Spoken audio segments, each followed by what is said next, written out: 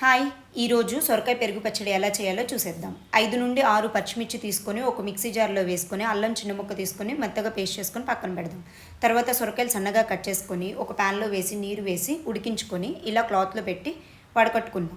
నీరు మొత్తం పోయేంత వరకు పిండేసి ఇలా పక్కన పెట్టేసుకొని ఒక ప్యాన్లో ఆయిల్ తీసుకొని పోపు మొత్తం వేసి అవి బాగా దూరగా వేగిన తర్వాత ఉల్లిపాయ ముక్కలు సన్నగా కట్ చేసుకొని పొడవుగా వాటిని కూడా బ్రౌన్ కలర్ వచ్చేంత వరకు ఇలా దూరగా వేగనిద్దాం. తర్వాత ఉప్పు వేసుకొని అల్లం పచ్చిమిర్చి పేస్ట్ ఉంది కదా అది కూడా యాడ్ చేసేసి సొరకాయ ముక్కలు వేసుకొని బాగా కలుపుకుందాం.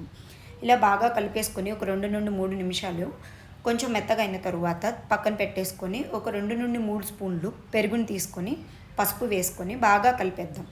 బాగా కలిపిన తర్వాత ముక్కకి బాగా పట్టిన తర్వాత కొత్తిమీరతో సర్వ్ చేసుకుంటే సొరకాయ పెరుగు పచ్చడి రెడీ. అన్నంలోకి చపాతీలోకి చాలా బాగుంటుంది. మీరు టేస్ట్ చేసి ఎలా ఉందో కామెంట్ చేయండి.